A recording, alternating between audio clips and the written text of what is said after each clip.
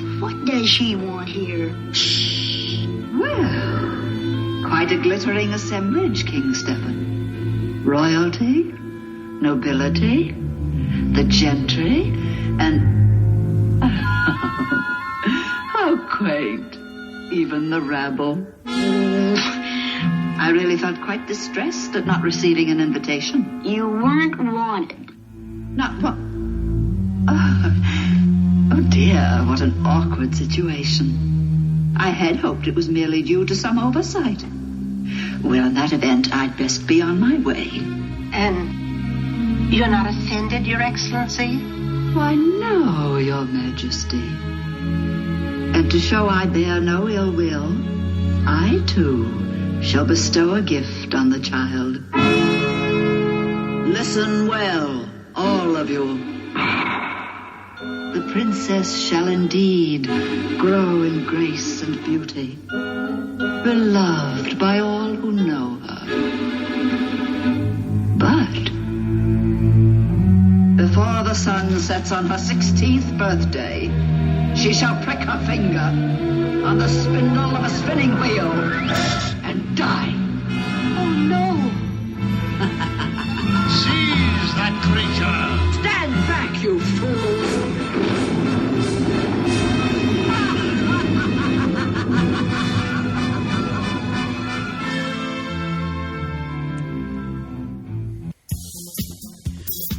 Welcome back to the show, Welcome everybody. back. Quite the opening. Yes, dramatic. Mm-hmm. I love the drama. Love it. Love the flair. Everybody out there listening, my name's Pete. And I'm Scott, and these are the movies that made us gay. Yes, indeed. Rounding the corner on our little Disney series of September. Disney miniseries. And we had to go back to the OG. We had to go back to the classics. Yes. I'm really glad we went back this far because this movie's amazing. I love this movie. It's one of my favorites. It's I can't even. Let's get into it. Scott, introduce our guest. We had past guest and friend of the podcast, Devin Lotfi from the I Don't Want to Hear That podcast. Welcome back. Hello. Welcome back to the show. You were last on for Muriel's Wedding, a very different movie from Muriel's Wedding. I thought we were doing Muriel's Wedding again. That's the only reason I agreed to do this. We're just going to talk about it all over again. Part 2. That episode was very well received. People love Muriel's Wedding. Right. We got a lot of. If you love it, you listeners love from that one. Yeah, it. That's absolutely. The thing. So it's so wonderful to find fans of that. Yeah, for sure. But yes. we invited you back for Sleeping Beauty, released January 29th, 1959, directed by Les Clark, Eric Larson, and Wolfgang Reitherman. Wolfgang directed our episode on Robin Hood. Yes, he did. He's kind of like one of the Disney staple directors. Ooh. From back in the olden times. From back in the golden era. Yes.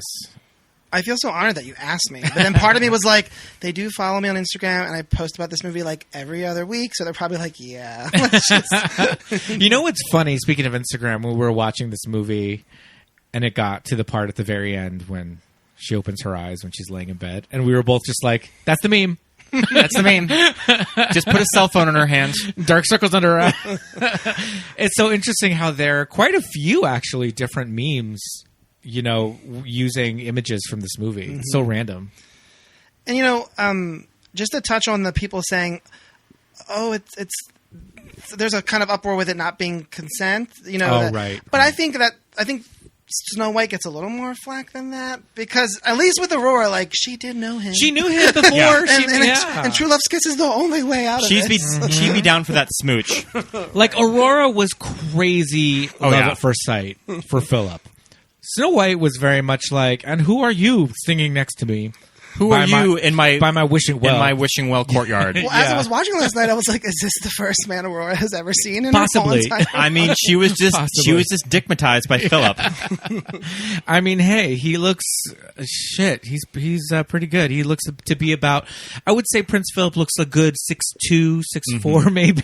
Did you look up? They drew him pretty right. Did you watch or did you look up the actor who is referenced in animation for Prince Phillip? I thought about it, but I didn't. His name is Ed Kemmer, and he played Commander Buzz Corey on television Space Patrol. So he was kind of a B television actor. Is he cute? He is very handsome. And he looks just like Philip. He has that beautiful jawline. I mean, do you think Philip is the Oh, cutest so of handsome. all? I mean, I he's know the most Eric handsome gets of a lot all of of them. love. I was but going to yeah, say, I does mean, it beat Philip. Prince Eric for you? I think Scott? so. Yeah. He's always been your favorite. I used to have Prince Philip on my lock screen on my iPhone, and it was like a pinup of Prince Eric, and he's Of Philip, you fully mean. it was a pinup of Prince Philip, and he's fully wearing like a leather harness strap on his arm. Because when you Google just Disney Prince art, there is a lot of shit that comes up in that Google. I've seen, photo search. just real quick, my second favorite, or basically tied Disney film is Lilo and Stitch. And when you wander into some weird animated stuff with that, you really get disturbed. And I didn't need to see that. And Oh, no. I don't want to see that. And what's his name from Lilo and Stitch is also in that series too. I think that artist did them all. I'll post some photos of it. Oh, what's There's right? like a whole David, series of David, them. yeah. Yep. Yeah. I mean, But wait, what was I going to say? Oh, I was going to say if you got a foot fetish, you might pick Eric because of the whole when he's passed out on there the you go. shore. She plays with his foot. Yeah, she plays with his foot in that one.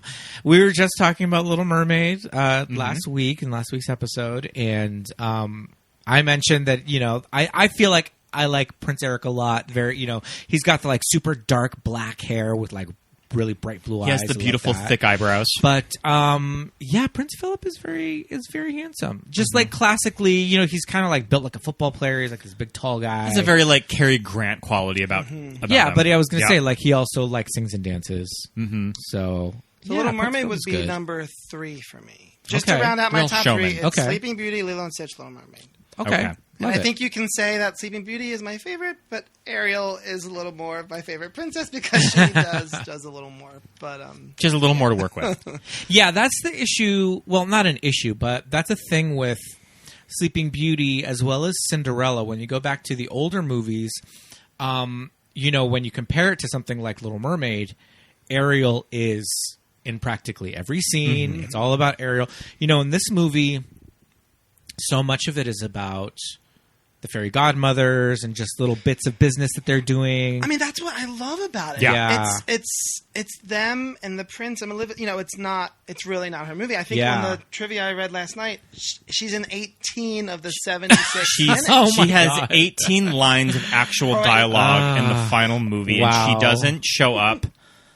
Yeah. I mean, she Grown-up probably Aurora. doesn't show up until like the first 20 minutes of this movie. Right. Well, she's a baby in the whole first Mm-hmm. first act. I also love how the book just like takes us quickly through 16 years. Oh, yes. And then it was 16 And then, yeah. We don't need to see any of those 16 years. Yeah. And I like that her mother, one of the very few Disney mothers that's still alive, you don't even know her name. I know. It's just the Queen. I think like now I think you can look it up, but yeah, it's definitely It's not Queen Leah. Okay, Leah. Oh, Yeah. interesting. Somebody made that up. I mean, Is it canon? they We'll never got know. Prince Adam from Beauty and the Beast from a computer game. What do you mean? Prince Adam's name is never referenced in the movie, and they Oh. named him Prince Adam in the computer game. Like a PC Beauty and like the a Beast PC game from yeah. the 90s? Mm-hmm. I love that. And it just stuck. I remember that was a pub trivia question I once, love it. Wow. and I think I knew it. Okay. Now, So- if we go back to Cinderella real quick, Yeah. I mean that's Queen Eleanor Audley, right? She's Lady Tremaine. She's Lady Tremaine. Tremaine. And Yep. I don't know if I knew that as a kid. Obviously, when you watch it now, you're like, oh, duh. Yeah. And obviously, it's distinct enough that because sometimes I feel like because I don't watch Cinderella as much, even though I Right. adore it, Yeah. I feel like I get twisted for a second. Like, wait, that voice—that's Maleficent. But, And she's also the voice of Madame Leota Yes. in the Haunted Mansion. the ball. The floating crystal I ball. told someone that the other day, and they were like arguing with me. I was like, don't even try. No. Don't even try, Yeah. bitch. And it's another one of those things when you listen to it, you're like, oh, yeah, that's Maleficent. Serpents and spiders, tail of a rat, call in the spirits wherever they're at. Rap on a table. It's time to respond. Send us a message from somewhere beyond. Goblins and ghoulies from last Halloween. Awaken the spirits with your tambourine. Like that's Lady Tremaine. That voice is just so like dramatic. It's just such like an old woman of like the 50s, like just like that actor voice. And I think that she came from radio. Okay. So that's why she has that very expressive, stunning voice. And I was reading on IMDb that she almost had to turn down Maleficent because she was in the she was battling tuberculosis at the time. Oh my god! And she didn't want to tax her voice too much, and she fully recovered and accepted the role. Wow, I mean, that's fate. Can you even imagine? Anyways? Yeah, I love Lady Tremaine because she's actually doesn't have powers and she's fucking scared. True. You know what I mean? Yeah. Her magical powers is that she is a fucking bitch. She's just a bad bitch. Yeah.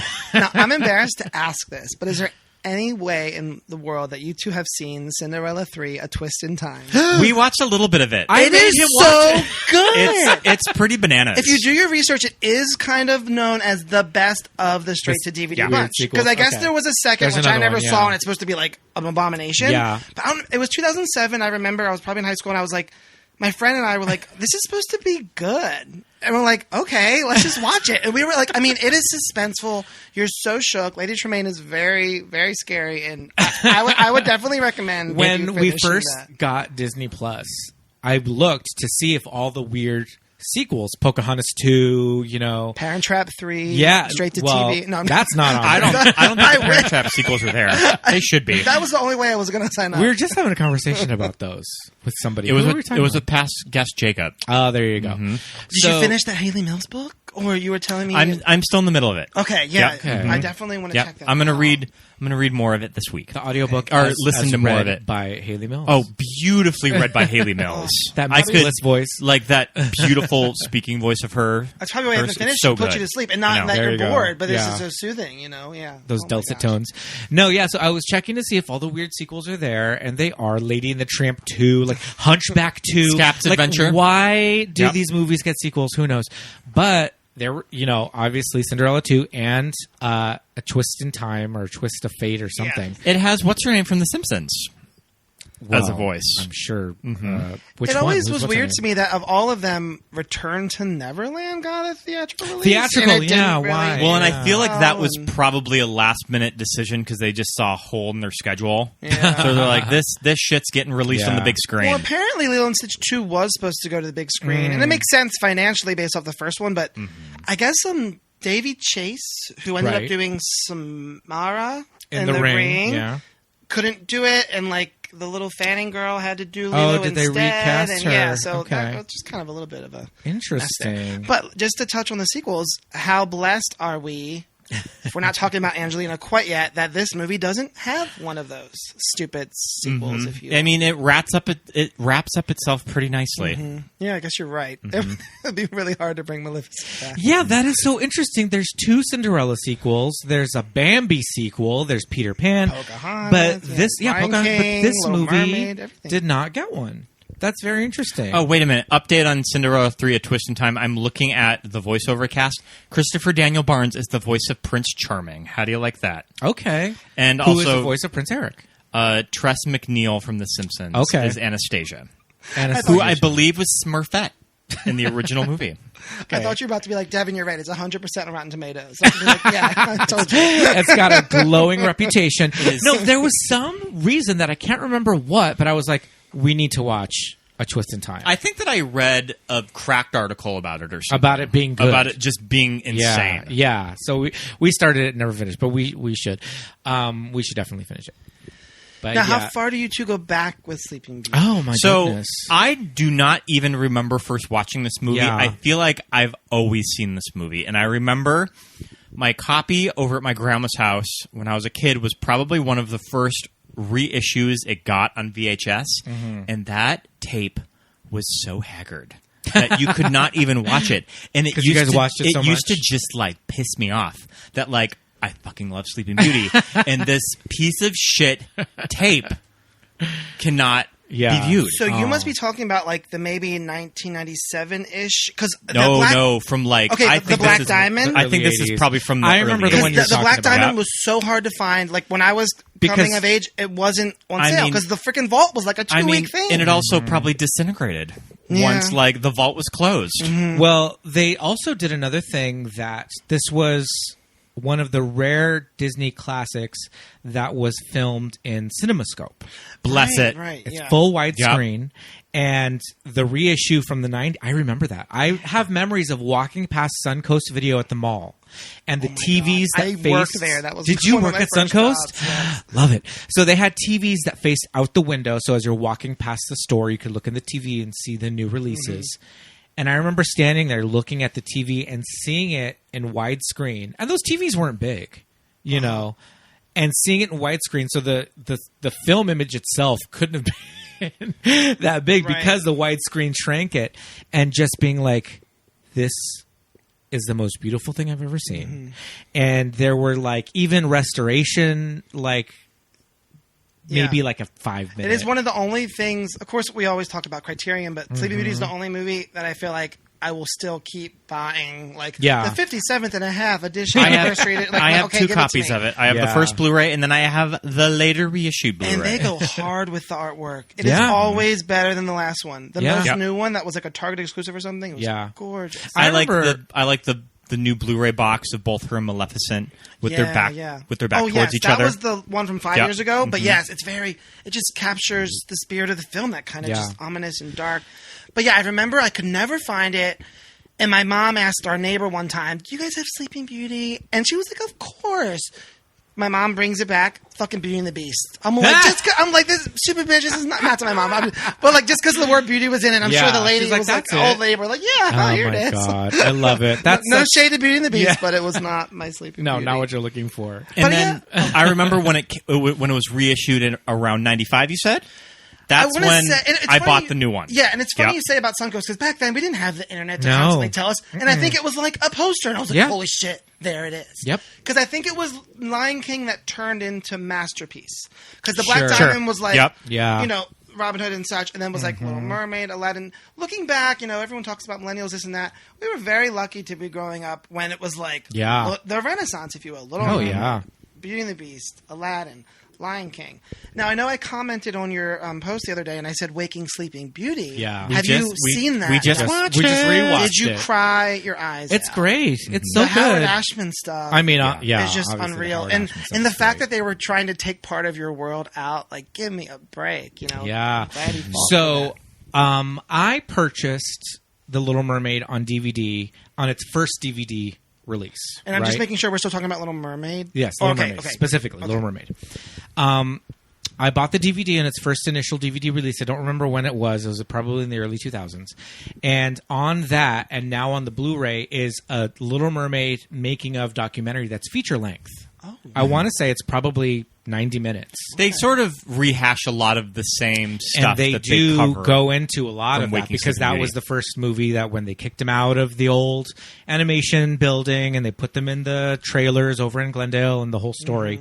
And that one goes real hard with the Howard Ashman stuff. And then when we watched that, and then the next day we rewatched Waking Sleeping Beauty, and it goes over that again. And Katzenberg, and just what a little slime ball I think they movie just exec he released is. another one just called Howard, but I Yes, haven't watched that that's on yet. Disney Plus. Disney, yeah. Yeah, we I haven't don't know if I watched it. could. The documentary on the first Little Mermaid DVD is awesome because John Waters is on it. Shut up. Yeah. I think that was like the kind of gold cover, and Ursula's wrapped around the title, and it's just... I'm just trying to picture obviously the infamous I have it in the closet. Is It or Isn't It a Penis Right. 1989 cover, you know, which I see on eBay sometimes for like, you know, $15,000 or something. Yes. And I'm like, oh, God. But, and again, Sleeping Beauty, free of any sort of like scandal. Cancellation. There's You're no right. weird stuff going on with it. But yeah, I mean, you know, growing up in like the 90s and having all the clamshell tapes, I actually even just saw a meme, and it was a stack of the old VHS clamshell tapes, and it said like, this was Disney Plus growing up. Right. Like just your, you know, all of your Disney VHS tapes. We all had them, and this was definitely one that got watched into the ground. But I talked about my older sister, and, you know, this was a movie that when that reissue came about, she scooped it up really fast just because it was so hard to find, and seeing it in widescreen was the first time we were able to just look at the artwork that was put into this movie and the backgrounds and the painted backgrounds of the castle, like. It's pretty next level. The brick and the castle and the geometric all the detail. trees and the forest. All this stuff is just like, this movie's so graphically different than anything that came before it. It doesn't look like Cinderella. It doesn't look like Snow White. But you're right. On multiple viewings, I catch myself just watching the background. I was seeing colors last night in Maleficent's castle, and I was like, holy crap, those blues, you know. Yeah. Now, would you guys say that this kind of, whether we knew it or not, was a little bit of a precursor to how much you would love the horror genre? I mean, I'm serious. I think it taught me what suspense was. All of those scenes with Prince Phillip and the dragon, everything in Maleficent's castle is so beautiful. Yeah. And just her courtroom with the big pit. Yeah. And oh my God, when the minions are dancing and that music. And just like all of the emotions that artwork makes you feel. Yeah. It's incredible. D23 is kind of like the Disney Comic-Con. I went a few years back, and they had one of the original cells from the dragon fight, and it was like $100,000. And I was like, one day, that is the dream to have on my wall if I have anything. And it was so well, you know, that was something else that, again, talking about my sister and buying this movie on VHS. And at that time, my sister and I in the 90s were teenagers. You know, we had younger siblings that we were buying all the clamshell VHS for them to watch over and over again. But us as teenagers, we were watching them as like, you know, burgeoning cinephiles, you know, at that point. And I remember watching it and my sister turning and going, did Maleficent just summon all the powers of hell? She summons all of the powers of hell. And I was like, oh my God. Like the badass bitch that she is. Yeah. I mean, I was watching it again last night, and I said, the live-action movie did her so dirty. Yeah. She is evil. They kind of cut her balls off in that movie. And I would have been fine with maybe a reason why she's the way she is, but don't change this ending. But, you know, and the other thing, too, is that, like, you know, this movie's from the 50s, right? Or what year did it come out? 1959. 59, right? And in this movie from the 50s, she's summoning all the powers of hell. She's cursing a baby to prick her finger and die. I know. Right? In the 2016 Maleficent movie, whatever year I think it was. It's 2014. 2014. God, that's she is going to prick her finger and fall into a sleep-like trance or something. And then there's no mention of hell at all. And I'm kind of surprised Disney Plus hasn't edited the 59 version just to change. Right? Yeah. Powers of darkness. She's going to prick her finger from a spinning wheel and die. But guys, my niece, she's 5. I bought it for her, and I was all excited. My brother was like, she's not watching that. And I love it. Like, my brother even knows, like, that movie's scary. Too scary. I don't want to deal with that. I'm like, so at what age can you watch Sleeping Beauty? 15? Yeah. You know what else I love about Maleficent is she's one of the earlier Disney villains to embrace the purple and green theming. Sure. Because, like, this purple and green theming is kind of recurring. It's with Ursula and it's with Scar, and anytime there's like green smoke or green fire or purple in their costume or their color scheme, you know, and those are like her two signature, like very Halloween-y colors, purple and green, you know. And it just kind of like keys you in. That's like she's. If I stare at her too long, I mean, in her neck, that like reptilian. It's like, is it a costume or is it part of her? Her skin. Like, is she that evil? Is she just turning into a demon? Right. Yeah. Too. Like she's an evil fairy. Maleficent is like she's like the other 3 fairies, but she's just a badass bitch. Yeah. And she's just turning into this demon. I argued with someone not long ago just talking about the best villain, and I said, because this movie is kind of essentially not a musical. There's not that much songs in it. Yeah. And it keeps it on a certain level that keeps, like, Maleficent doesn't hit camp because she doesn't have a song. Yeah. I mean, even like Scar sings and he's horrible. But yeah. Like, you know what I mean? Maleficent, I think what keeps her so cool and so evil and so scary, even though she's still funny and iconic, is that she doesn't have a song to bring her down a notch. You know what I mean? Totally. Like she has like kind of funny moments, like you said, like when she finds out that they're looking for babies and cradles and all that, and her laugh, and it's just that Eleanor Audley like delivery. Did you hear that, my pet? All these years they've been looking for a baby. Oh!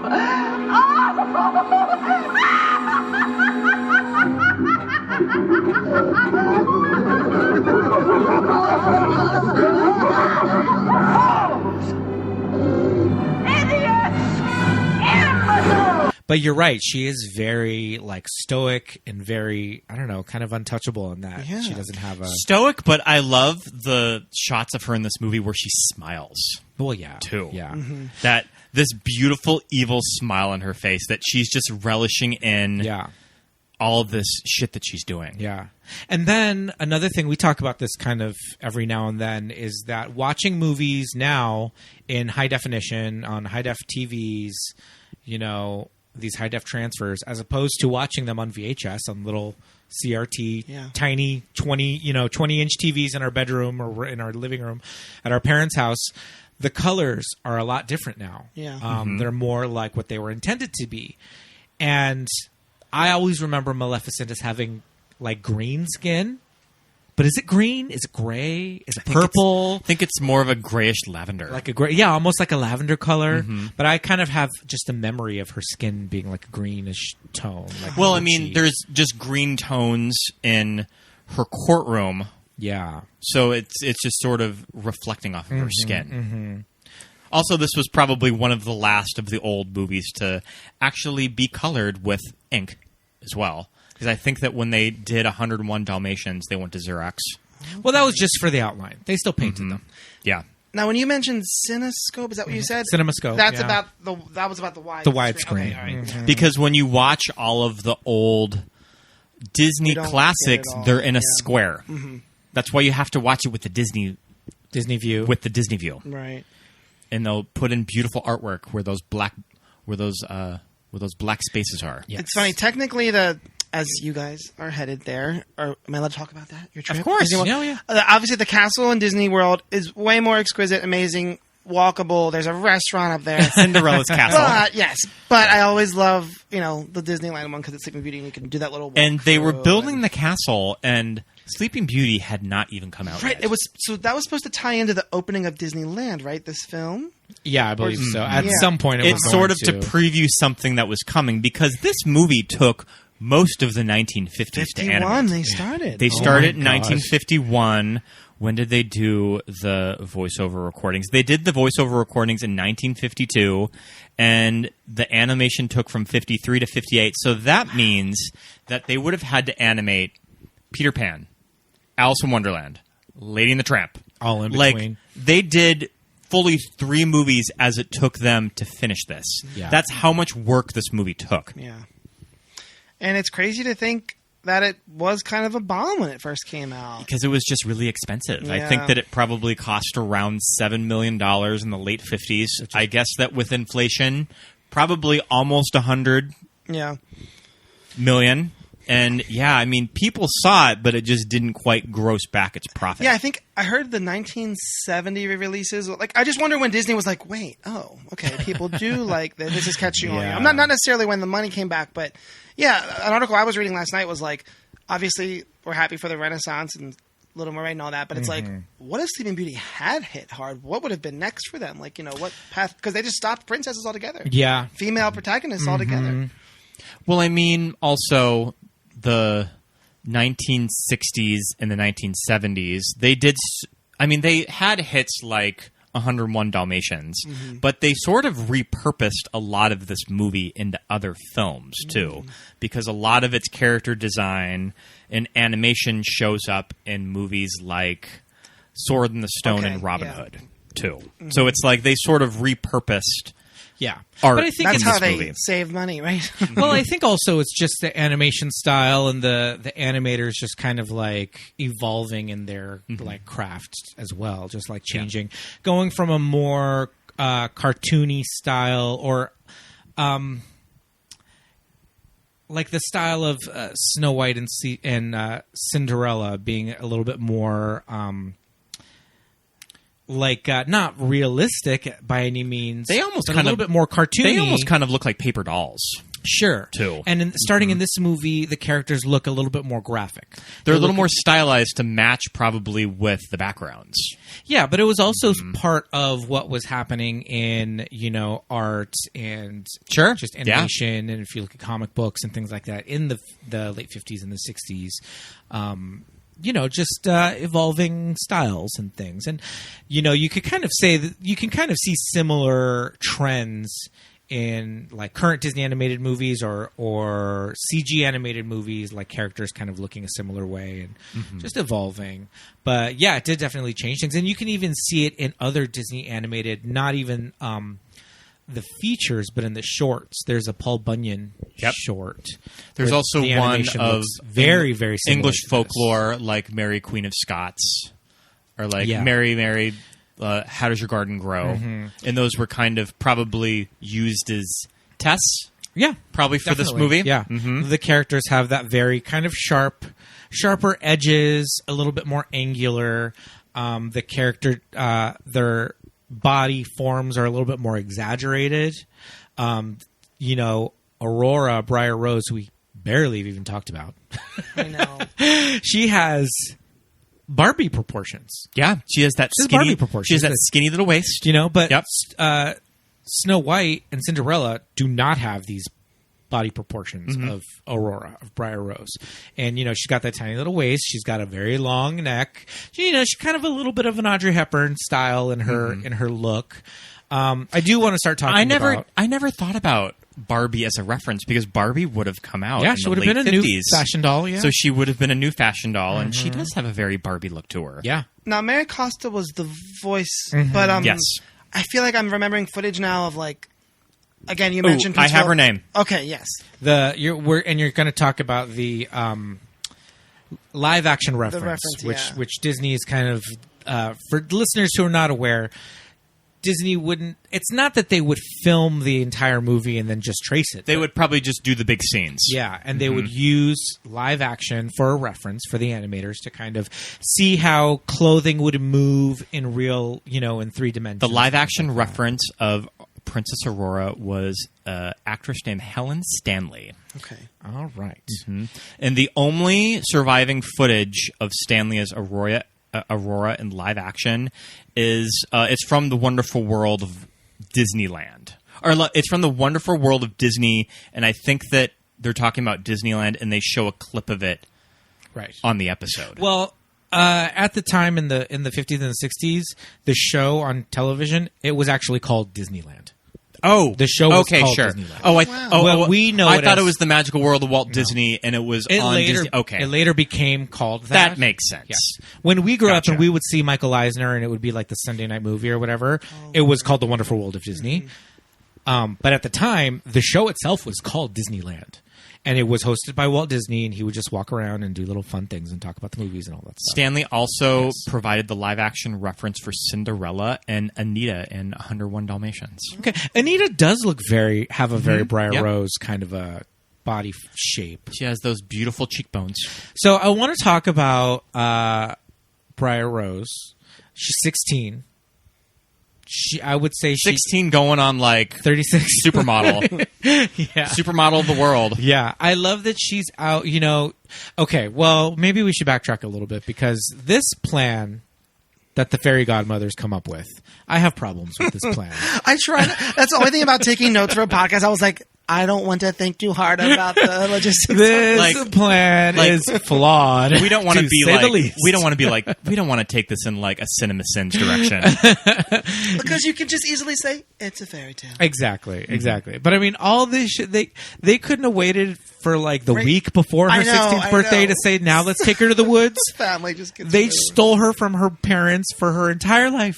She has no idea who her parents are. Maybe that just shows what they know of Maleficent. Yeah, true. I mean, a good way to, I guess, teach your kids some to be grateful that you grow up in this fucking shack and then you find out that you're loaded when you're like you 16. Could be a princess. But did you go to a little school in the I don't think so. I think those sweet dummies just kind of like taught her whatever they knew, which was not much. But okay, actually, to be fair to the fairy godmothers, Maleficent's curse was before the sun sets on your 16th birthday.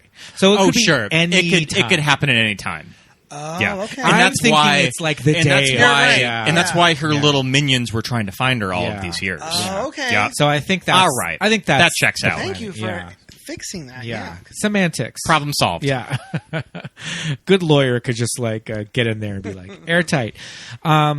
So they decide to take her away. They bring her up in the woods, and she's just like this woodland girl. You know, she's never seen a man before in her life. Her only friends are these three bickering old women. These three bickering old women that, I mean, they definitely have some Golden Girls vibes going on. Yeah. Well, even before we meet Aurora, I love that little segment after the curse. That I don't think she's very happy. Talking about Maleficent. I think my favorite scene in the film, even trumping the dragon fight, is when Merryweather just makes herself a cookie, and it's like a hidden Mickey. It's like this little. Oh, and yeah. She's just like, I don't know, just the things they do with the wand. Yeah. Merryweather has a very, like, I mean, it's pretty much Dorothy. I like the Golden Girls reference. It's there. Dorothy yeah. Zbornak.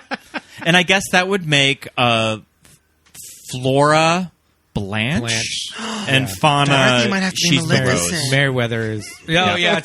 I don't know who Ma is. Maza Briar Rose. Ma's Gotta be the fairies. No.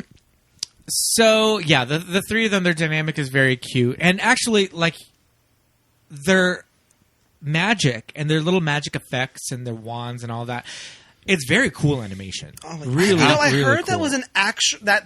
I correct me if I'm wrong, but I think I heard this that the that story bit wasn't even part of the script, but then the animators were actually arguing about the dress About color. the color and of the such. dress, and they And they were decided, like, why don't and we have that? they decided to make it a gag. I love it. I love that. can't I mean, the imagine dress about it. clearly looks better in blue. Okay, I was going to ask you guys. I was like, is this going to make or break the podcast? I am also team blue. Blue. Okay. Yeah. It's my favorite color. Yeah. And that final shot of the movie, Yeah. you think it's going to end blue. Yeah, The book is closing and it's blue, but it turns pink. Turns pink at right the at last the end. minute. The pink too is a very like shocking pink. Yeah. it's not even like a pretty pink. It's a little too bold for my Yeah, taste. Yeah, I can tell why Merryweather is like Yeah. having none of it. But then what does Merryweather say? And then she's like, "That's because it's on you, dude." Yeah. And she's like, "It looks horrible." Or something. Yeah. But what we see in like the branding is usually pink though, right?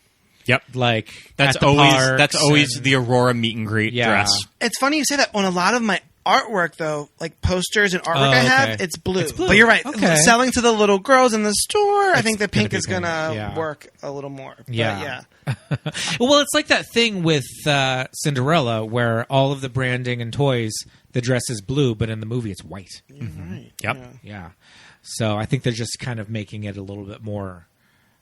What does Joel Schumacher say? Toyetic. I think so. Yeah. Mhm. Just a phrase that marketing people use to say that it'll work better. Did you guys see my Stitch Crashes Disney thing I got? The pin? I think so. Just a little segue. So when Lilo and Stitch was coming out, the first trailers were like these really weird I trailers. remember of him. them, and they were Great. weird. Yeah, he crashed Aladdin. He was on the Magic Beauty Carpet. and the He Beast. crashed Beauty and the Beast. I Lion think King. that one was attached to the clamshell VHS of Toy Story 2. Wow. I Okay, think. that makes sense. Yeah. Timing wise, and so I guess this year they released this Stitch Crashes thing. Okay. Every month there's a different pin and a plush. So I mean, some of them are hideous. There's like there's Stitch Crashes Lady and the Tramp, and he's like covered in meatballs. He looks like an Italian tablecloth. There's a Pinocchio one which is kind of cool because he's wooden. Okay. But anyway, I was like, no matter how hideous it is, you have to get the Sleeping Beauty one because that's your favorite movie combined. Yeah. And it's Stitch, and he's splashed half pink. And Oh, he's that's splashed half that's pink. cute. Yeah. And Okay. it has the candles on top of his head. So again, Okay. it's ugly, but it totally works to that Yeah, scene. I love that. Oh yeah, and I've seen people making that cake, I've seen that now. and I mean yeah. that seems very difficult. But like for fun or for a Yeah. kid's party, I don't know how you hold it propped up. up with but the broom. I mean, she uses broom. still to this day, that dress shot of what Aurora's dress was supposed to look like. I mean, that Oh, when looks she was like, making it without magic? I mean, that looks like Yeah. it should be like getting Jiggly Caliente sent home on like episode 1 of the Rupocalypse. Yeah, It's that definitely dress is like crazy. the going home look. Yeah, it's too much. I like Aurora's little like daywear look though. She's got like a cute. corset Yep. like over like a blouse. She has her snatched little waist in that corset. But so Yeah, that's what makes her as a princess stand out so powerfully because there's nothing distracting. Yeah. It's just like cute little. common wear. I was noticing though, is she wearing pantyhose? Is she wearing legs? It looks like her legs because she's barefoot. Aurora, as Briar Rose, is barefoot the entire time, even when she's out picking flowers or whatever she's doing out in the forest. Is she barefoot or is she just wearing little flats? No, she's barefoot. Barefoot, love She's completely barefoot. But her legs are a slightly different color than her arms. So I was like, is she wearing pantyhose out in the forest with no shoes? I kind of like some protection. Yeah. But yeah, she's barefoot. She doesn't even have little black flats. That's at great. all. I love it. I love how she's like, but I picked berries yesterday. They're like, wow, anymore. Like, Again, yeah. get out of the house. Get out of here. The scene where she does meet Philip is very cute. With love it. The woodland creatures stealing love the woodland creatures in this movie. Stealing his cloak and his boots. And when he like chimes into the song, Yeah. oh my God, I die. And the way she looks at him, just real quick, before that, again, I know I said there's not much music in this movie, Yeah. but her little wandering I wonder is so like hypnotic And beautiful. Mary was an opera singer. Like she went on to have a very successful career singing opera. Oh, afterwards. too. Okay, Yep. good. And Mary is still alive. Can you Mary believe Costa that? is still with I us. did know that. That's awesome. So, but yeah, sorry. backtracking just a little bit. Okay. At the beginning, at her christening ceremony, the events that led to this entire thing, the party that Maleficent did not get invited to. People are hanging out without her. Yes. And she's pissed. She has FOMO, so she's like throws this huge fit. But the thing is, the 3 fairy godmothers are there to give her a gift. And the first gift is it Flora that gives her the gift of beauty. And it's like, bitch. Oh, so she's ugly, baby? So she ugly. Well, it's funny that you said earlier, there's no controversy with this movie. But last night, of course, I saw someone like, those are very superficial gifts. Yes. I'm like, shut up. God. Beauty and the These are gift of the song. It's okay to give the gift of song. These are the damn Middle Ages. She is not going off to college. Like Yeah. she has to hook herself a man when she's like still has her teeth in. Yeah. So they give her the gift of beauty, which obviously, as we see when she's 16, Briar Rose, she's very beautiful, and the gift of song, and so she has this very haunting, operatic voice. I wonder what Meriwether's gift would have been if she was able to give her regular gift without Maleficent butting in. So, side tangent on another Sleeping Beauty adaptation that I used to love watching on the Disney Channel in the yes. early 90s. Dev, do you remember the canon fairy tale classics in the 1980s? And They they were live did one action. Yes. on Sleeping Beauty. They were live action. They would get sort of B-list stars, like Morgan Fairchild plays Sleeping Beauty I in think that. the only reason I know this is because my parents accidentally rented that Oh. instead of the Yeah. cartoon. The queen in that used to just scare the shit out of me, and she's red in that movie. Like Like she's, the Maleficent character? She's like this devil red, and Ooh. the Meriwether fairy that doesn't get to present her gift, but she does like the whole curse. She breaks the curse. counter It is curse. played by Jane Weedland from the Go-Go's. Oh, okay. Yep. So is this kind of the vibe of the, hi, I'm Shelley Duvall. Those kind of They're things, right? 'Cause slightly different. They're a little more elevated. Yeah. Okay. They're less Well- sort of made for TV, if you know what I mean. I think that they're shot on film, whereas the fairy tale theater with Shelley Duvall were shot on video. Okay. So they look a little bit more like they're made for cable. But then there are also these weird productions that were shot out of like Israel too, Yeah. so they do not look like American-made movies. they're canon. So they're Yeah, so they're Golden canon, Globus. yeah. The canon movie studios who made. I need to see a picture now. Oh, okay. We'll Google it. Okay, we'll show yeah. you a scene of the evil queen from that Yeah. because she's pretty badass. But for listeners, and the Canon Group was a movie studio in the 80s run by these 2 film executives. They're Israeli, film executives that were just kind of like, we're rich. We want to make movies. We want to be movie producers.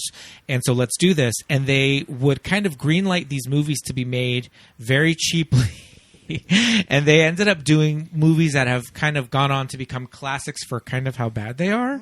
So they did like Breakin' and Breakin' 2, Electric Boogaloo. We covered Masters of the Universe. They did the Masters of the Universe on movie. our show. Yep. They did like Invasion USA with Chuck Norris. Just a lot of weird, crazy movies that had a lot of nudity, a lot of violence, and they did a side little series, and they were called Canon Fairy Tale Classics or movie Canon Fairy Tale Classics, something like that, like Sleeping Beauty. Yeah. And they shot Red Riding Hood. And they shot them Hansel and all Gretel, yeah. out of Israel because it was cheaper for them to do it that way. And yeah, they used kind of like B or C list actors. And I think that for they that. tried to really do the adaptations of the original stories, which I always kind of liked. Isn't Courtney Cox in Masters of the Universe? She is. She is, Okay, yeah. because I think Yep. you guys know I work part-time at Prop Store, which is an auction house. They have a lot of movie costumes and memorabilia. And the other day, someone was watching that to find something that we had, maybe a gun or something. And I was like, oh, my God, there she is. Yeah, that movie's pretty wild, and it's very early Courtney Cox. Masters of the Universe, go look it up. It's like episode Listen to our 13 episode. We of, did it in movies like that made the us gay. first 15 episodes of Yeah. our show. But anyway, so Chris. just kind of another adaptation of Sleeping Beauty that I always really used to like. Well, when I was a isn't kid. it part of the I don't know, the real story? It's not a Grimm's fairy Well, tale. the original story of this is kind of insane. Yeah. Of when you look up just how old this property is, Yeah. and there is fully rape in like the original story with like Sleeping Beauty. Yeah. It's like, I mean, it's crazy. I mean, Anne Rice did a whole like section of books Oh, she did her Sleeping that were like, inspired erotica. by Yeah. sort of how crazy the original Yeah. Sleeping Beauty Jeez. stories I are. forgot about that. But yeah, look up the original I think Sleeping I Beauty heard, wiki. and It's insane. She's called Aurora in some of the old stories, Briar Mm-hmm. Rose in some of the old stories. So that's where they kind of like merged. Yeah, those two. merge them together. Well, and also they use the ballet as one of the main references. And that's one of the reasons they didn't want too many songs, because I think they scrapped some. Oh, Because right. Disney himself was like, I want this to just feel yeah. like art and blah blah blah. Because it even And- it even mentions it at the beginning that it's like based on the opera or the ballet or whatever, right? Yeah, Yep. Tchaikovsky. yeah. Wasn't there something about like multiple fairy godmothers?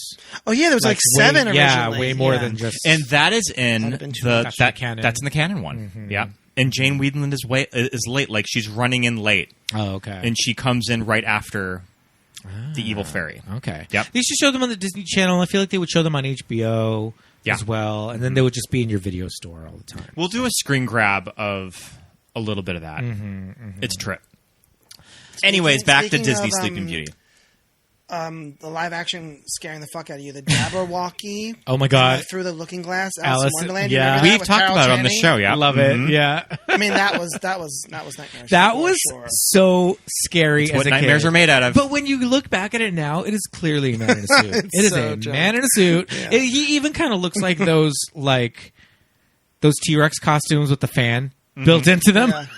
But I think it was something about that like false happy ending because Yes. it's the to be continued. Yeah, it was the very end. I just It remember was her so like running to her scary. house. You're like, oh my god, yes, and then it's like, oh no. Yeah, Carol Channing as the White Queen and that Alice in Wonderland. Through the Looking Jam. Glass. Jam today. Jam tomorrow, jam tomorrow. yesterday, Jam yesterday. Yep. but never ever jam today. We got to find that. But yeah, so I guess they're out there singing, and all the while there's. I just love when Meriwether's like, "Fuck this, we got to get the wands." Like, Yeah. what are we? And they finally we're agree not with her. doing Like, this. okay, girl, you're right. Like, and they're like you said, they waited these 16 years. They're so close. Oh and my they, god, so close. So every time the little forest creatures go and find his cloak and boots, I'm just like, oh, so is he just like bathing himself in the river? Is he just like butt ass Is naked? it like a Brokeback Mountain where he's Yep. just like situation where he's like taking a horse bath in the stream? Rub-a-dub-dub in the stream. Yeah. But it never happens. Samson's funny too. He are Yeah. you Tangled fans? Yeah. I'm a huge Tangled I fan. like Yeah, Tangled. very And he much. reminds yeah, me. very That was a little reminiscent. homage to Flynn's. Yeah, for sure. Yeah, I love the design of Samson. His face is just very expressive, like for a horse, like No a very expressive carrots. face. Yeah, I like that the owl is pretty much Archimedes from Sword in the Stone because I love Yes. Archimedes. yes. And they actually have at parks you can get a plush owl Oh, with he's the so hat. cute. He's at the Oh, Disney I would store. want that. Yeah, they That have seems a little more rare. Yeah, I feel like we've seen him at the Disney store. Yeah, before they Rest closed in them all peace. down. I know. Yeah, what I've been hitting all the happened? ones up. I was in Valencia. I was Oh, in okay. Japan. They don't have anything. I good think left. the only that one that's sucks. left in the LA area is at the Citadel. Well, apparently they're just going to be boutiques inside of Targets now. Okay. And Target already pretty much. What? Yeah, no, that's what. Yeah, Yeah, they're going to be like we'd heard Disney that. stores in Target. I'm like, okay. All right. I mean, I okay. argue- Well, it's like how they have those Magnolia like little mini shops inside. Or you of have Target. to like haul your ass over to like Disney Springs or downtown Disney. Well, yeah, World of Disney's. World But I of mean, Disney. shop Disney, everything. Yeah, yeah, that's true. But But something about the hunt. Yeah. is fun. what But was speaking I of, saying? yeah, I mean, just in general with merch and something like you just said, I love when you find the stuff like that. Yeah. Even like I think I have a Maleficent plush, which I was like, that's so weird. Like Sleeping Beauty is still kind of the cult one, Yeah. if you will. Yeah, That's yeah, what I like totally. about it. Like it's not everyone's favorite. Yes.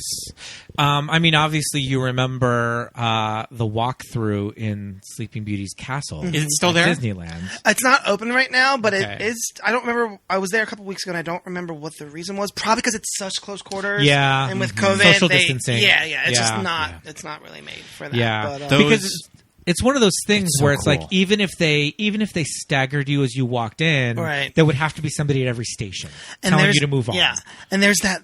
You can see the Maleficent shadow. Oh, That's so so cool. creepy. So, for listeners who haven't been to Disneyland here in Southern California, inside of the castle, our castle is a lot smaller Oh, yes. than the castle at Disney World, Yeah. Orlando. It's all forced perspective. Yeah, it's the smallest castle, and all that's in it is a little walkthrough, and you walk up the stairs and go through and walk down the stairs. And It you're used out. to be dolls. But yeah, they're little dioramas, Yep. and each little diorama now they have little bits of video in them, right? That just kind of like I think a little bit of so, video, yeah. not nothing like too spectacular. Yeah, it's but- very simple. Yeah, they're very simple. But there's also a huge dragon fight framed thing as you're Yes, walking out as at you're the back, walking. which is very cool. But I remember in the 80s, before there was a big remodel of the inside of the walkthrough, probably in the 90s. I remember in the 80s, the little vignettes, there were dolls. And I'm going to have to Google it to find pictures. Please. It can't, I know I think- that it can't be something that I'm I making think up. there's a featurette on the Blu-ray about the dolls. Oh, okay, cool. We'll find some pictures of that. Yeah, but they changed it from like little actual physical dolls to, yeah, I don't even know kinda how to like describe it. hologrammy, Yeah, yeah. yeah, it's images, it's illustrations, but they're kind of like hologram ish. Yeah. I mean, I hate to say that it's cheap, but it's no, it's beautiful. It's beautiful though, Yeah. and it's effective, and it's scary because you're inside of the Simple and it's castle. beautiful, and Yeah. there's just some kind of cool audio effects that they do. Yeah, because there's not like Sleeping Beauty rides or anything like that. But I mean, I guess there's the entire castle, which is cool. So, although Sleeping Beauty Castle at Disneyland, it doesn't really look like a castle in the movie. It's not quite a. I'm waiting for the Forbidden Mountain Castle. They need to open Oh my that. gosh. There needs to be a villain's land by now. I was They trying need to think of Right? like what is this backstory of the Forbidden Mountain? I know. Castle? Like, can you Yeah. just can I just see it? Well, I from mean, where- I mean, they go into that shit in the Angie Jolie movie that Yeah. she just like finds it. But I like to think that Maleficent has just been living in that castle since it was new, In these ruins. and she's just seen it deteriorate. Or like every time she gets mad at a minion, she'll like blast them, and it'll just like break off another she's piece. breaking She'll- herself. She'll break off the West Wing or something. Yeah. Well, they do mention in the movie, as long as her castle is still like cloudy and gloomy, then we know that she's still looking for Aurora because she's not happy. There's like one little throwaway line about it. So they must be able to see it because they talk about her lair, and then it cuts to it. It's right before it cuts to, all of her minions like dancing around the fire the first time. when she we're skipping a second, but when she frames Prince Phillip. I mean, that's scary. Yeah. He goes, and I love how, I mean, the fairies obviously know that they dug this hole, but they're really aware of what's going on, and they're like, oh my God, Phillip, we have to go get him. And she's kind of flirty with him, like, Yes. yeah, he ties him up. Like Yes, when he's tied up in absolutely. the ropes, so there's some kind of innuendo. there's some kind of some like bondage action going on, and Maleficent gives him that look when she's holding the candle. yeah. And BDSM was lo, like I a thing catch in the prince. 50s. I mean, Wonder Woman. Yeah. Yep. So this is interesting. What do you guys think about this? Again, last night getting ready for this, I was doing so much research, and it doesn't really bother me because he does what he needs to do. But someone says he doesn't talk for the rest of the picture. The prince. Yeah, and I guess Yeah, I feel like obviously he it makes doesn't. sense. Yeah. If she tapes him, but then like it. But it, he's very. I mean, it's- kind of the last 15 minutes of the movie is all visual. That it's, Right, it's yeah. sort of, it's telling the story with, True. There's not a lot I of think it's dialogue. better. Better than Yeah. than if he was complaining. Like, Yeah, oh, because man, what would he be better- saying? Yeah. Yeah.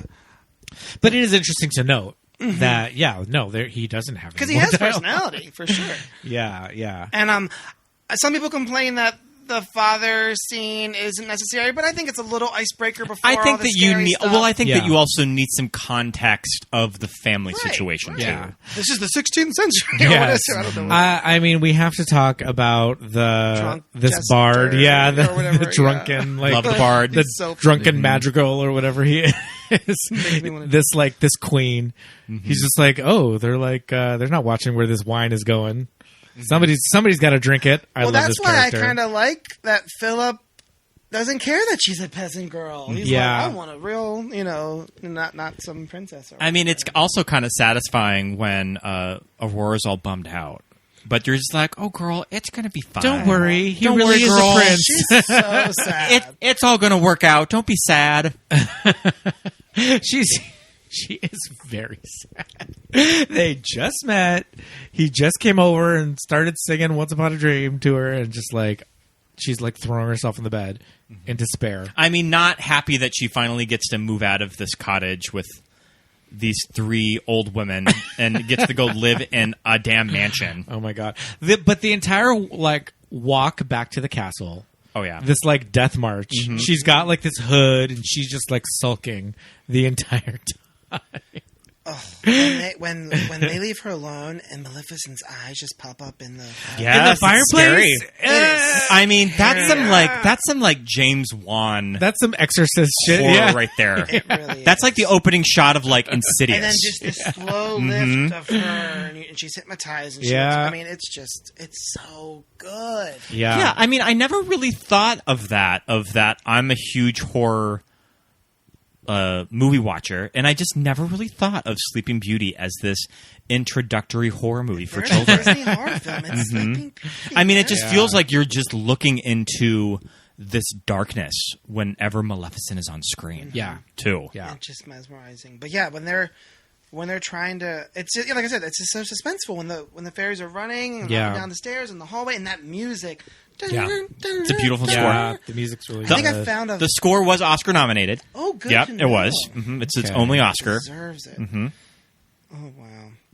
Yeah, I do love specifically. And the shot of way her in the fireplace. Aurora is positioned when Maleficent does that reveal. Here's your I mean, Oh yeah, on the her ground. head spun around. Yeah. Like, I mean, it's just so scary. Like she's Yeah. dead. She I mean, like reveals Aurora's dead body Yeah. underneath her Here's your her precious- cloak. It's like if Yeah. you ever watch Family Guy, and they always have that position that the characters fall into when they get like hit by a car or something. They always have this crazy position with their limbs all out of whack. Yeah. It's that position. I think my favorite moment of the voiceover performance of Maleficent is when she's talking to Philip when he's in the dungeon. Yeah. And she's just sort of laying it all out for him. It's like, oh, she's like sleeping in the tower. Yeah. She's going to be there for a while. Don't worry. Yeah. You'll get to meet her, but you're going to be like 100 years old. But 100 years to a steadfast heart, but a day or something like But that. yeah, you are It's going her, to her sit- language is so. Yeah. What's the word? Like she's. I don't know, not toying with him, but yeah, like Yeah. she's really oh, she's like reveling all of this But plan. tormenting. Yeah. Yeah, I also love that we get like the visuals of Yeah. like old man Philip on like Oh my God, it's on kinda this creepy. horse, Yeah. like just like It's like, oh, don't worry, she'll wake up, and it's going to be a fucking bummer when she does. The years roll by, but 100 years to a steadfast heart are but a day. And now the gates of the dungeon part, and our prince is free to go his way. Off he rides on his noble steed, a valiant figure, straight and tall, to wake his love with love's first kiss, and prove that true love conquers all. And you are going to sit in this prison, in the dungeon, and Yeah. think about all of this. think about for what you did. Decades upon decades. So Yeah. good. Yep. I love how, well, again, we mentioned this earlier, but yeah, I guess that's when the fairies are sneaking in. And yeah, when they see the minions dancing, it's so scary. You're worried for them. And then, does her raven have a name? His name is Diablo. Okay. She And that's- doesn't say it in the She movie. doesn't say it. I almost but- kind of wonder if that, like, if there was a cut line or an extended sequence where she does say the name, but the raven's name is Diablo. Yeah. And then the fairies aren't playing. They're like, no time to explain. Just get up. we gotta go. because he's never seen them before, but he's just. They're like, all right. But when Merryweather, when she turns Diablo into the Yeah. statue, I is love that sequence. so funny. And It's so very also, satisfying. And also the So look, earned. the look on Maleficent's face is, can't you change him back? Yeah. I don't know. Like, I mean, Maybe is there she are sort certain of? things you can't. Is there Wow. certain you things know? in this magic that you can't correct? Well, they can't break her spells, so maybe she can't break theirs. Yeah. You know? I like that. But it was very interesting because Merryweather herself was the one that said...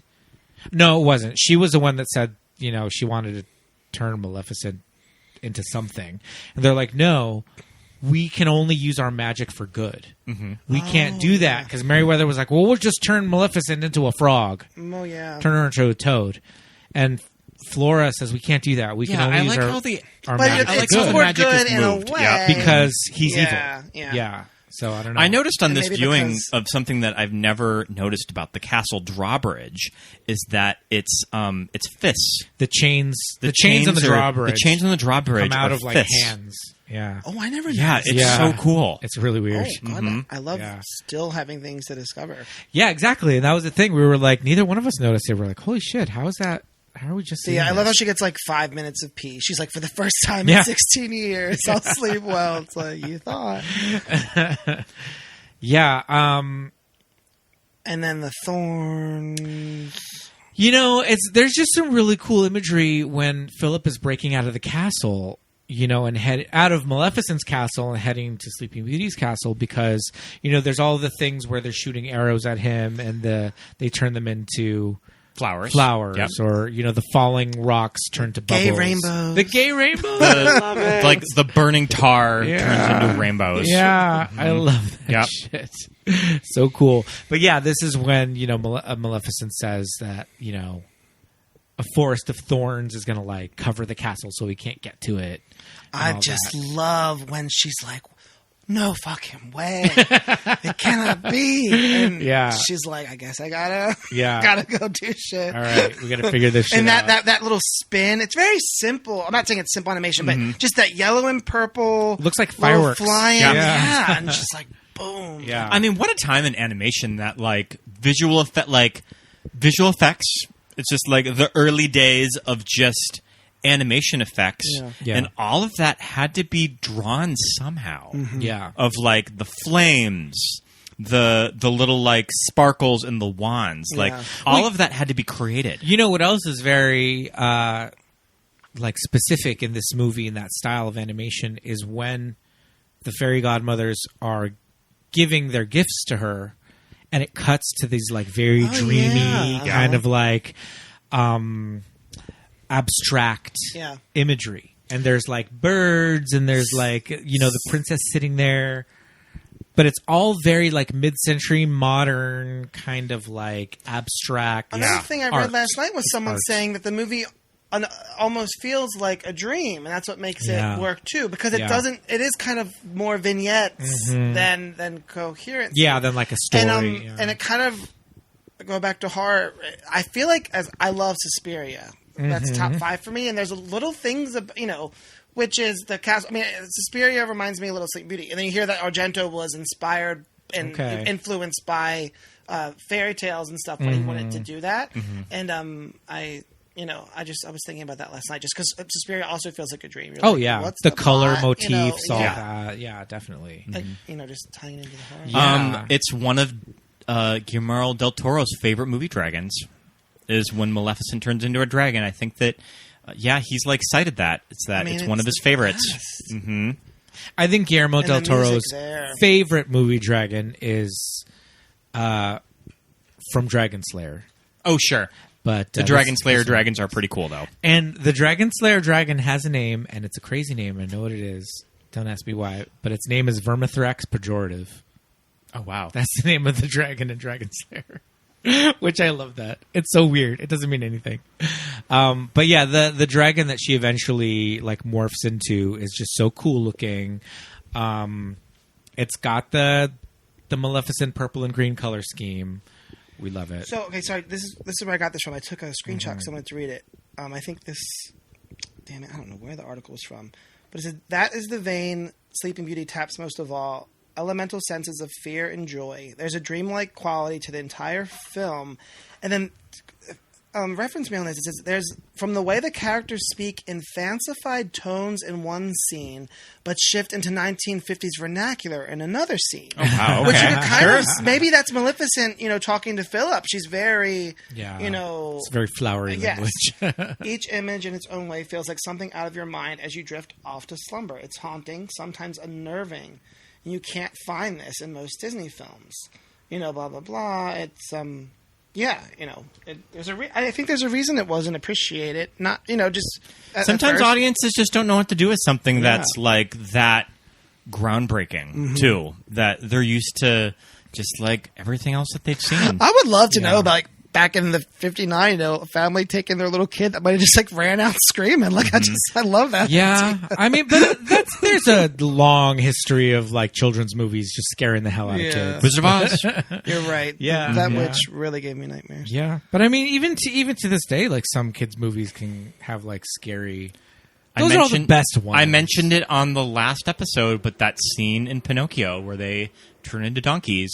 Yeah. One of the scariest scenes ever committed to animation. Yeah.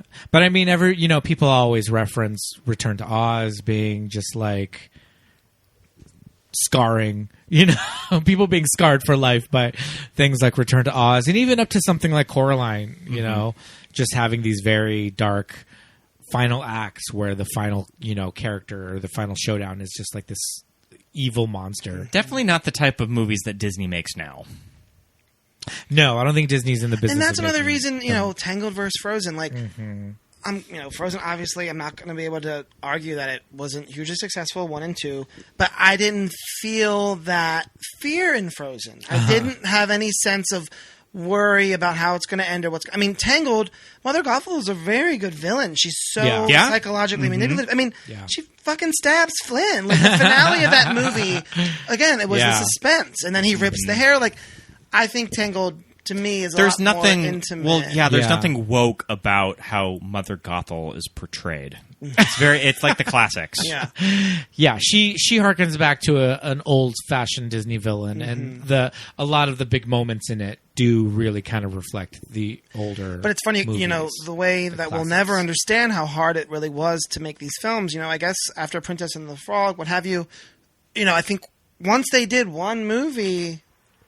With the computer way or whatever you want to say, like, how could they ever go back? I mean, of course we want to see it. That's why I love Lilo and Stitch. It was that final watercolor, the final blockbuster. Yeah, really, Lilo and Stitch has some beautiful backgrounds. I was just listening to the Phil Collins soundtrack, the Tarzan, today, and I was kind of thinking, like, I really like Tarzan because Tarzan has the 2D character design, but the 3D backgrounds, and I think it's one of the more successful ones of that time. Yeah.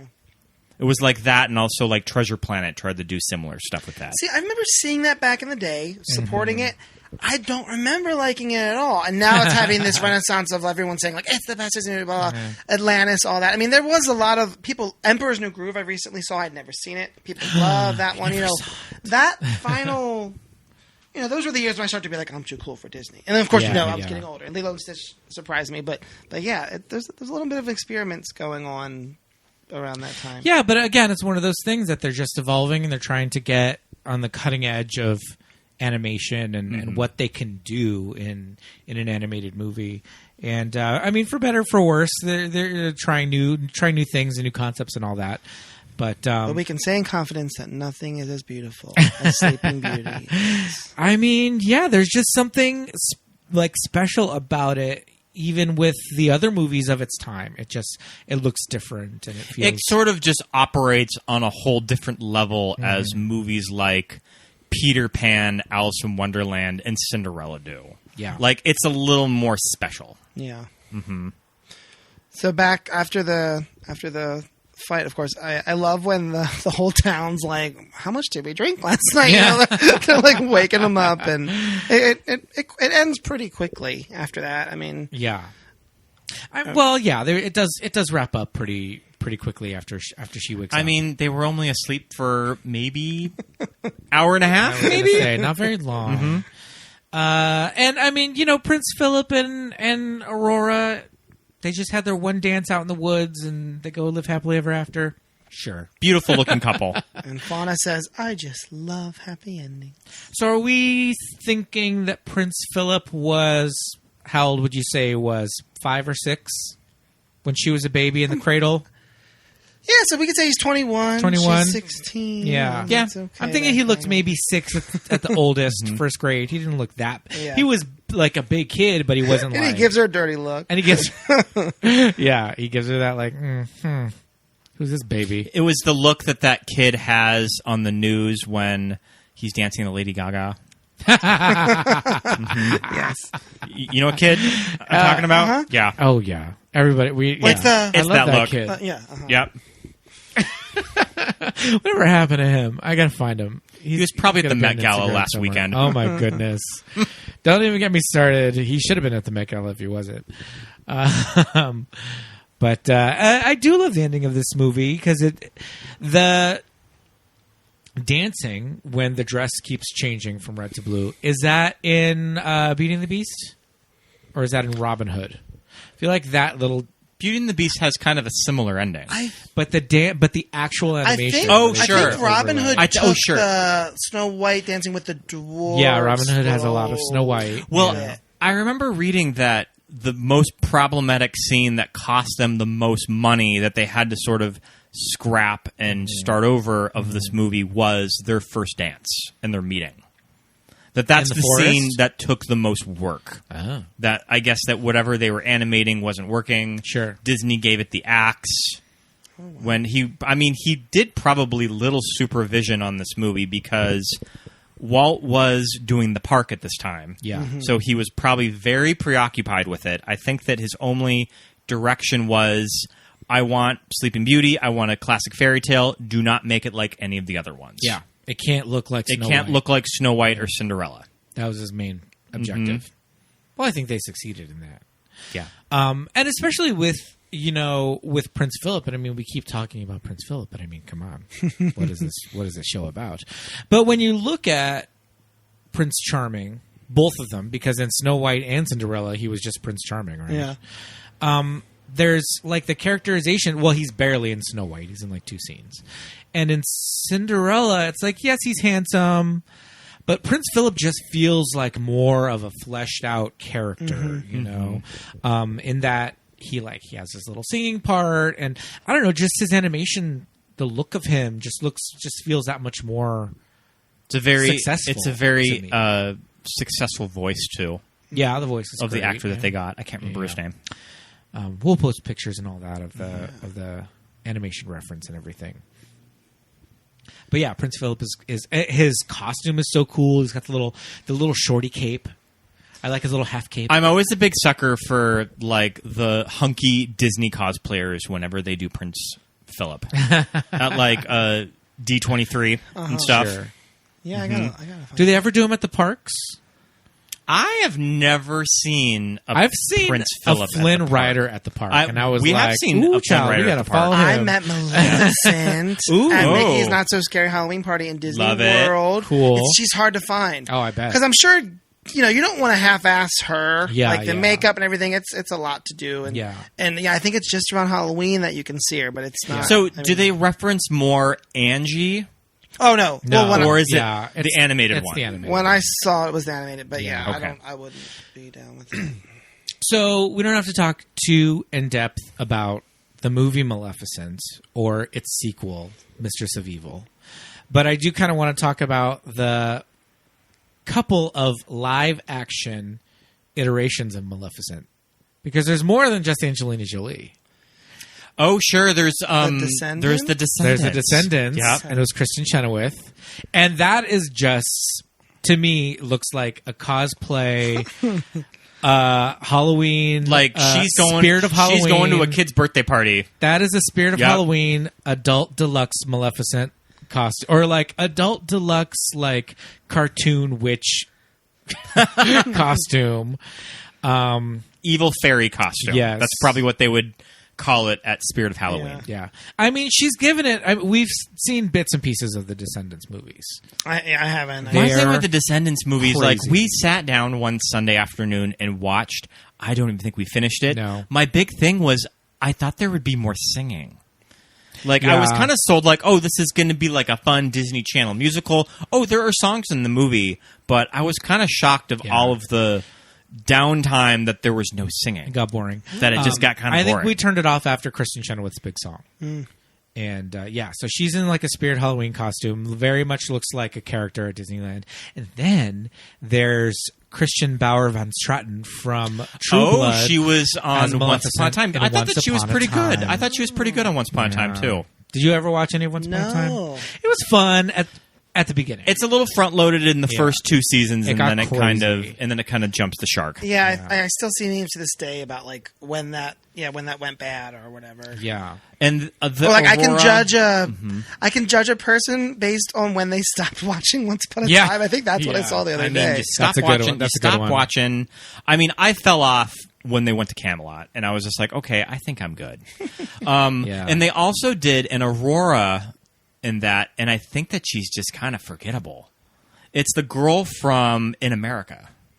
Oh, okay. It's that Irish accent. Samantha something. No, Samantha not Morton. Oh, I'm not sorry. not Samantha Morton. It's one of Thinking of In America. it's one of the little girls. Oh, one of the little girls. Okay. No one knows who they are.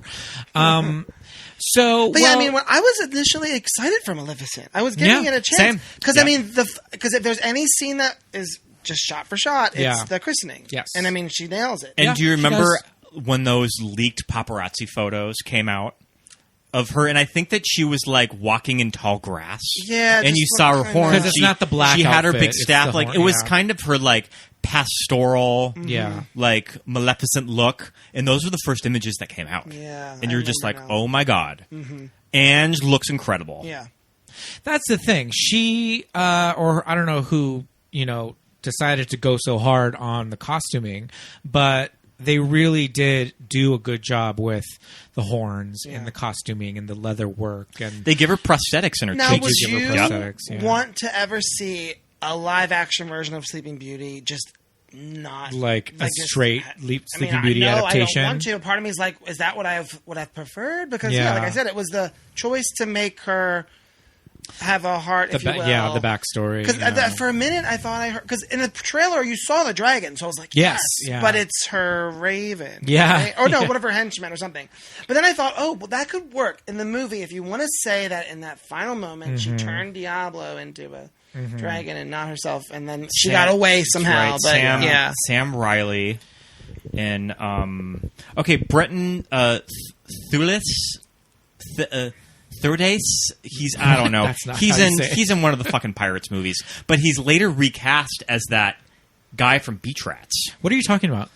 Prince Phillip. Oh, okay. in Maleficent. We weren't talking about Prince Phillip. Oh, they tried to make him happen. He didn't happen. He was in The the kid Giver. from Beach Rats. The- Sure, this guy. He's talking about the first guy. Yeah, Brendan Thwaites. or Thwaites. whatever. Yeah. Okay, yeah. Mhm. He was cute. Oh. Also, I mean, I like Elle Fanning, but I really don't think that she was a very good Aurora. I think there are some people that say Mistress of Evil is better because it's just like its own story. Right. You're not constantly. I mean, I liked Mistress of Evil Mistress better. of Evil, you get Michelle Pfeiffer. Mm-hmm. I like Mistress of Evil better, and you're right, because it doesn't kind of follow the Sleeping Beauty story anymore. Yeah. So I'll tell you, the only Disney animated film live action I thought was great was Cinderella with Cate Blanchett. I thought it was Cinderella, incredible. yeah. And I felt like her portrayal of Lady Tremaine, they were able to give her depth, but they still made her a bitch. Mm-hmm. Yeah. That they kind of found this good middle ground. Yeah. That like you can put some character in her, but you won't completely like. When Cinderella says, "I forgive you," I literally like jumped up in chair. I was like, I forgot that like just words can make me feel like I just saw someone like kill somebody. Like I mean that was great. I thought that was because I was wondering how that was gonna play out. And there's that scene where Kate smashes the shoe. Oh, too. yeah, right. And they put that in the trailer too.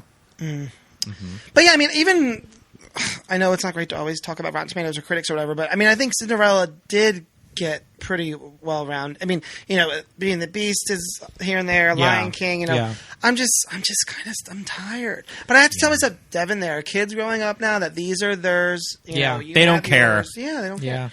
But Lilo and Stitch, I keep hearing about, and I'm like, that would be really weird. it would be so it weird. would be really weird. They're doing it, aren't they? I mean, I think they're doing it. I stopped hearing about it, so I hope it just. That's true. I did stop. I mean, about can't it. you just make like shorts for Disney Plus? I don't know. Well, Little Mermaid's definitely happening. Yeah. And They just announced the release date for Little Mermaid. It's going to be Memorial Day of 2023. Holy that is a long shit. way away. coming I to did Pluto. not hear that. Wow. Oh my god. On Pluto TV, imagine. That's like the other day with Halloween announcing Peacock. It's the times we're in. You That gotta was just accept it. annoying. I still want theaters to thrive, but Yeah. I think Disney Plus. It's you have to do the $30 or whatever. Like when Cruella came out, right? Oh, Like yeah. it's not just like HBO. It's just there to watch. But Disney Plus, it's like you have to pay for it Yeah. on top of your, Well, and also Shang-Chi was not on Disney Plus. and it's doing great. Yep. So So that's people a had to go hope- see it in the theater. Yeah. I think they're trying to weather the storm of the COVID box office numbers by putting it in 2023 May. Of course, that's what it feels like in general. Just Yeah, keep because it pushing doesn't things need and to pushing be. things.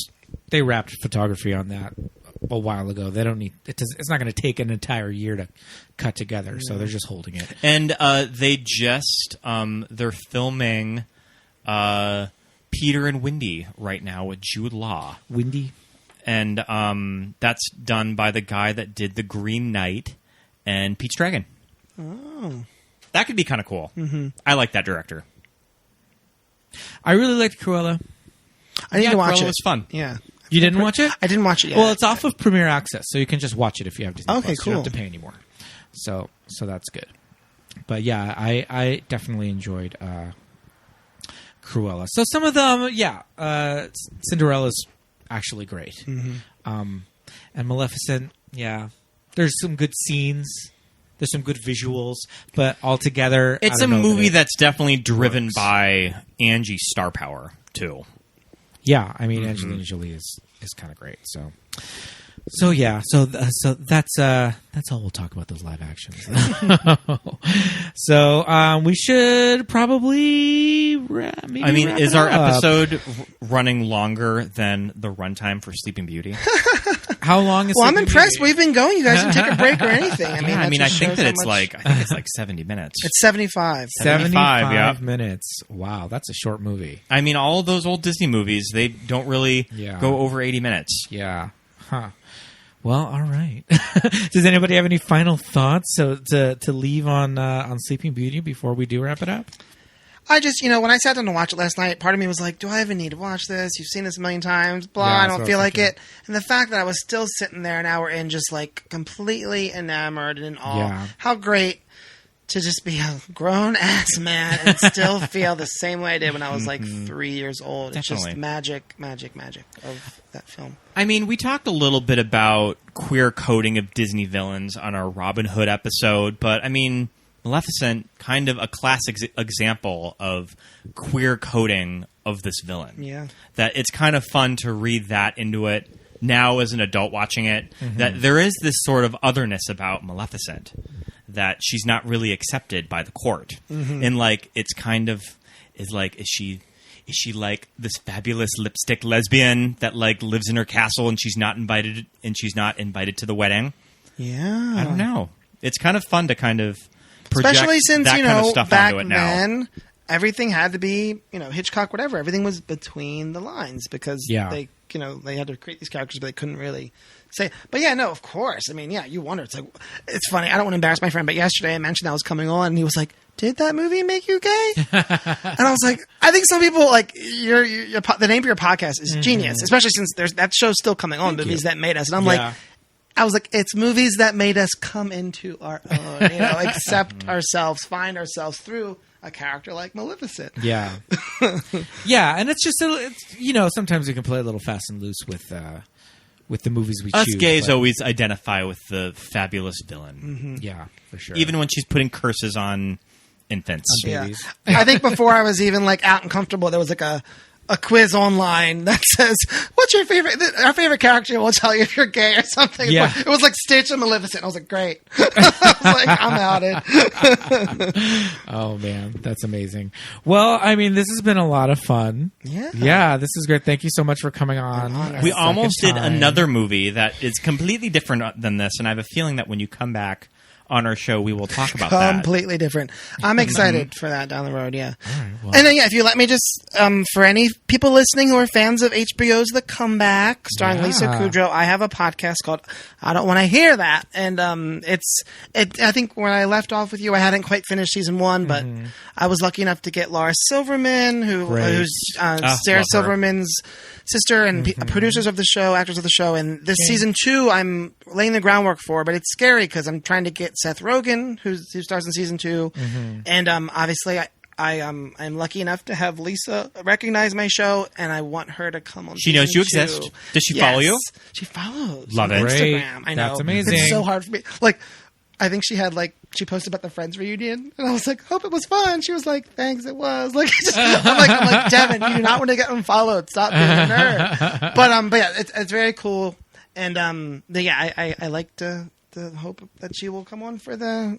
Oh, there she is on the Romy and Michelle sticker. But yeah, so for any people listening, if you need a new show to watch and you're bored, check out The Comeback. You guys, I'm hounding you about season 2 and you haven't done it yet. I still haven't finished season 2. Right. Your listeners are like, why do they want to listen? I watched The watched Comeback as it was airing on season 1. It was my one college summer that I had HBO, and it's the summer that came on. I messaged you a few months ago about a Valerie Cherish quote of something about the gays, like, oh yeah, gotta get a gay Mickey. Gotta get a gay Mickey.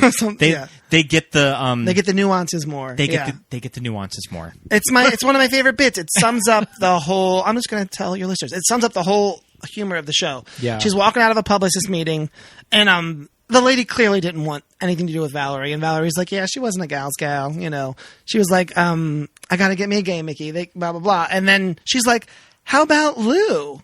She says this, and then Mickey, her hairstylist assistant's like, Lou? You mean Ryan? Like the guy that she used to work with? She's like, that's what I meant, Ryan, yeah. He's like, oh, Red, he died back in 97. And then she goes, oh no, did he have? And Mickey goes, no. Got hit by a truck crossing Barham. And she goes, oh, good. Thank God. And then she goes, oh, God, I just love it. He's referencing, did he have HIV? He's like, oh, good. Just died in flaming car accident. I love it. But, yeah. And your socials for the show? Oh, yes. At I Don't Want to Hear That. Awesome. Well, listeners, go and check that out. Give them a like and a follow and listen to all the episodes. Thank you. Yes. And, well, thank you again for coming on. Of course. We'll have you again. And for this mystery episode that you two were referencing, hopefully it will be sooner than later. Mm-hmm. I think we'll have to get residuals from the people going to rent it after we do this. I would hope so. Next episode. That would be very nice. But until then, thanks again. See you later, man. Bye.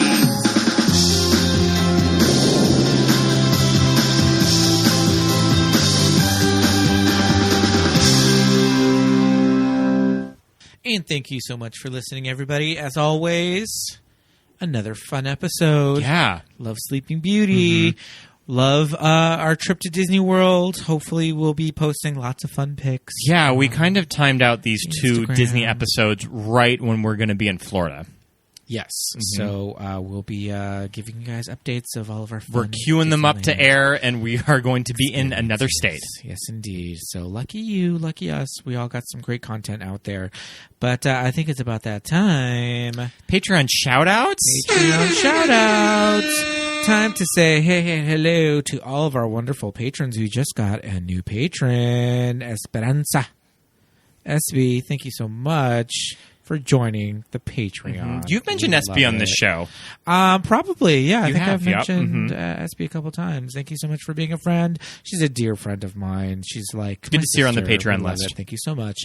Means a lot. We would also love to thank our other patrons: Nicole, Susan, Barry, JJ, Brandon, Leighton, Shelby, Merle, Michael, Charlie, Heather, Paul, Jamie, Drew, Jimmy, Genevieve, Dawn, Josh, Emma, Millie, Aaron, Melinda, Jim, Jessica, Nick, and Shannon, Christine, and Rufino. Thank you so much for joining the Patreon. Thanks so much. Head over to patreon.com/moviesthatmadeusgay for fun, exclusive content like our monthly newsletter.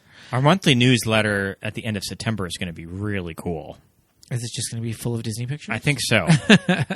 As well as our Watch With Us commentary tracks. Those are on the $10 a month tier. You can watch a movie on, Netflix streaming if you have the DVD and listen to us give our sparkling commentary. And it's just like you're watching the movie with us here in our living room. And we're also going to be Really putting fun. a longer cut of the Little Mermaid episode. Oh, yeah. That I wanted to tighten up the episode, so I took out some of our fun tangents about Frozen. Well, the And episode went 2 hours. It went almost 2 hours, so I cut out the little bit where we kind of talked about Frozen. So that's going to be on the Patreon. Specifically that. So, check out the Patreon for all that fun stuff. We would also love it if you would rate and review us on Apple Podcasts. Give us 5 stars. Give us 5 stars. Write us a good review. We'll read it on the show.